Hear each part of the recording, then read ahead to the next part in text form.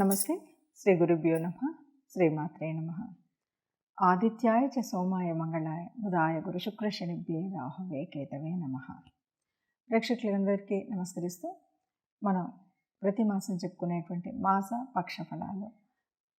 ఇప్పుడు మనం ఫిబ్రవరి మాసం 2024లో మొదటి పక్షం అంటే 1వ తారీఖు నుండి 15వ తారీఖు వరకు గ్రహ గోచారం వల్ల, గ్రహ సంచారం వల్ల ద్వాదశ రాశుల వరకు ఎలా ఉంటుంది అన్నది తెలుసుకోవాలి. అందుకు మరి ముందుగా గ్రహస్థితి ఎలా ఉంది, గ్రహాలు ఏ ఏ రాశిలో ఉన్నాయి చూస్తే కనుక ముందు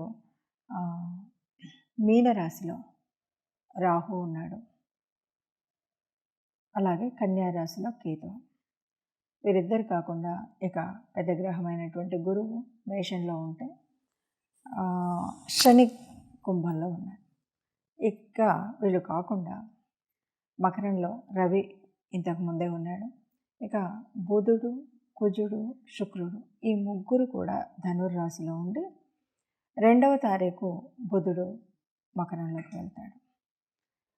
ఇక 6వ తారీఖు కుజుడు, 12వ తారీఖు శుక్రుడు ఈ ముగ్గురు కూడా మళ్ళీ మకర రాశిని చేరుతారు. ఇలా గ్రహస్థితి ఉన్నప్పుడు మరి ఒక్కొక్క రాశికి ఎలా ఉంటుంది అని తెలుసుకుందాం. ముఖ్యంగా ఇప్పుడు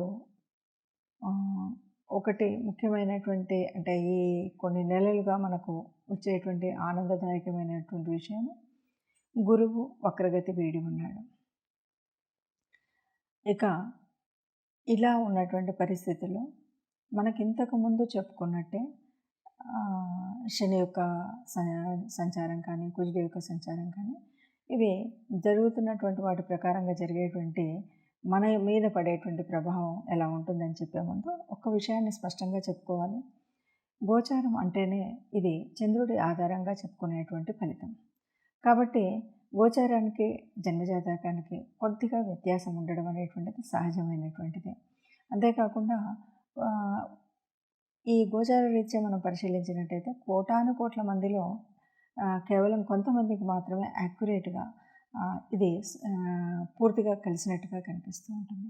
ఇలా తేడా ఉంది ఎందుకు అంటే నిజానికి మన జన్మజాతకంలో ఉన్నటువంటి గ్రహాల యొక్క దృష్టి కానీ లేకపోతే యుతి కానీ వీటిని బట్టి ఉంటుంది.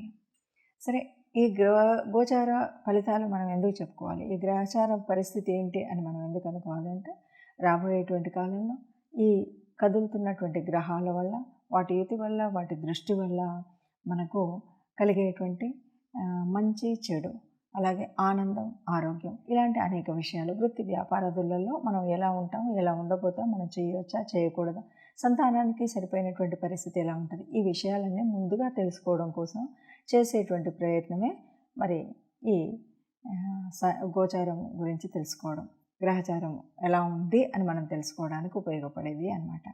అందువల్ల ప్రతి మాసంలో మనం మాస ఫలితాలతో పాటు పక్ష ఫలితాలు కూడా, అంటే ఫిబ్రవరి మాసానికి గాను ఫిబ్రవరి 2024 ఈ ఇక్కడ మొదటి పక్షంలో ఎలా ఉంటుంది అన్నది తెలుసుకోవడం కోసం మనం చేసేటువంటి ఈ వీడియో. తదుపరి రాశి కన్యారాశి. కన్యారాశి వారికి ఎలా ఉంటుంది? కన్యారాశి వారికి ఎలా ఉంటుంది అంటే దాదాపు ఇంకొక 10-12 నెలల వరకు వారికి రాశిలోనే కేతు ఉన్నాడు కాబట్టి తల మీద కూర్చుని, అంటే తనవంతా కూడా కేతు తనుభావం కదా, ఈ తనుభావంలో కేతు ఉన్నప్పుడు ఎలా ఉంటుందంటే పూర్తిగా నాకెందుకులే, నాకేం పట్టదులే, నాకేం తెలియదులే, నేనేం చేయలేనులే, నేను ఇలాగే ఉంటాను, ఇంకా అసలు అది చేస్తే మాత్రం ఇలా అవుతుంది, పూర్తి వైరాగ్య భావంతో చాలా పనులు అలాగే చేస్తూ ఉంటారు. మళ్ళీ అందులోనే నిరాశ, అందులోనే నిస్పృహ. ఈ నిరాశ నిస్పృహ వదిలేసినట్టయితే తప్పకుండా మంచి జరిగేటువంటి స్థితి ఉంటుంది. ముఖ్యంగా ఈ రాశివారు రాహుకేతు గ్రహాలకు తప్పనిసరిగా, ఎందుకంటే 1లో రాహు ఉంటే 1లో కేతు ఉంటే సప్తమంలో రాహు ఉన్నాడు. ఈ ఇబ్బంది అంటే ఒకటి తన తనుభావం, 2 తన వైవాహిక బంధం అవ్వచ్చు, సమాజంతో అవ్వచ్చు, చాలా ఇబ్బందులు ఉంటాయి. అట్లాగే వ్యాపారం విషయంలో కూడా. కాబట్టి వ్యాపార భాగస్వాములు ఉంటే ఇలాంటప్పుడు ఇబ్బంది ఉంటుంది. కాబట్టి తప్పకుండా తగు జాగ్రత్త తీసుకోవడమే కాకుండా రాహుకేతులను ఆరాధించడము అనేటువంటిది, వారికి సంబంధించినటువంటి ధాన్యాన్ని దానం చేయడం అనేటువంటిది, లేదంటే సుబ్రహ్మణ్య స్వామిని కొలవడం అనేటువంటిది ముఖ్యమైనటువంటిది. ఇక చతుర్థంలో కుజుడున్నాడు. చతుర్థంలో కుజుడు ఉన్నప్పుడు గృహస్థానంలో ఎట్లా ఉంటుందంటే, కుజుడు యోగించి బాగుంటేనేమో చాలా సంతోషంగా హాయిగా నడుస్తుంది. లేదంటే ఇంట్లో ఎప్పుడు కూడా చికాకులు. కుజుడు ఉన్నాడు కాబట్టి కోపం ఎక్కువగా వస్తుంది. కోపంతో ఏదో ఒకటి విసిరినట్టు అది చేసినట్టుగా చిన్న చిన్న ప్రమాదాలు సూచించేటువంటి పరిస్థితి. ఇక తల్లి ఆరోగ్యం పరిస్థితి కూడా కొద్దిగా ఇబ్బందిగా ఉండొచ్చు. కాబట్టి తల్లిని జాగ్రత్తగా, అలాగే తల్లి కొడుకుల మధ్య, తల్లి కూతుర్ల మధ్య కూడా మనకి విభేదాలు, అంటే కొంచెంగా చేసేటువంటి పని నచ్చకపోవచ్చు, ఇబ్బంది కలిగేలాగా ఉండవచ్చు, కొంత విభేదం కనిపించేటువంటి పరిస్థితి ఉంటుంది. కాబట్టి చతుర్థ స్థానంలో ఉన్నటువంటి కుజుడు మూలంగా కొద్దిగా మనం జాగ్రత్తగా ఉండడం అనేటువంటిది మరి ఉండాల్సినటువంటి పరిస్థితి. అందుకని ఈ రాశి వారు మాత్రం తప్పకుండా కేవలం రాహుకేతు కాదు, అసలు నవగ్రహాలని మొత్తం ఆరాధించినట్టయితే చాలా శుభప్రదంగా ఉంటుంది అని చెప్పచ్చు. ఇక పంచమంలో రవి ఉన్నారు కాబట్టి, పంచమంలో రవి ఉంటే హాయిగా ఆనందంగా సంతానానికి చక్కటి ఒక బ్రైట్నెస్, ఒక తేజస్సు, ఒక వారి ఉద్యోగము సంబంధించినటువంటి విషయం అయితే అది గవర్నమెంట్ జాబ్గా ఇట్లా అభివృద్ధి చెందేటువంటి పరిస్థితి ఉంటుంది. ఇక షష్టమం అంటే రోగస్థానం కూడా ఉంటుంది కాబట్టి, ఈ రోగస్థానంలో శని ఉన్నాడు కాబట్టి కొద్దిగా దీర్ఘకాలిక రోగాల్లాగా ఉంటాయి కాబట్టి జాగ్రత్తగా ఉండాలి. ఇక సప్తమంలో రాహు ఉన్నాడంటే మనం జాగ్రత్త తీసుకోవాల్సినటువంటి జాగ్రత్త తప్పకుండా తీసుకోవాలి. అదే ఈ వైవాహిక సంబంధించిన విషయం కాబట్టి మాట్లాడేటప్పుడు, నడిచేటప్పుడు ప్రతినిత్యం దాని గురించి ముఖ్యంగా పూజలు పునస్కారాలు చేసుకోవడం అనేది చాలా మంచి విషయం. గోచార రీత్యా మనం చెప్పుకునేటువంటి ఫలితాల్లో ముఖ్యంగా అందరికీ ఇది స్పష్టంగా ఇది నిజమే, ఇట్లాగే ఉంది అనేటువంటిది కనబడకపోవచ్చు. అప్పుడు మా రాశి ఇదే కదా, మరి ఇందులో తేడా ఎందుకుంది అని అనుకోవచ్చు. ఏదేమన్నా మనకు జన్మజాతకంలో మనకున్నటువంటి జన్మకుండలిలో ఉన్నటువంటి గ్రహాల యొక్క యుతిని బట్టి, దృష్టిని బట్టి మనకు నిజమైనటువంటి అందులో గోచార రీత్యా కాకుండా మనకు జాతకంలో ఉన్నప్పుడు ఏవి యోగించే గ్రహాలు, ఏవి యోగించనివి, ఇవన్నీ తెలుస్తాయి. కాబట్టి ఆ గ్రహాలు ఎక్కడెక్కడ ఉంటాయో దాన్ని బట్టి ఫలితం ఉంటుంది.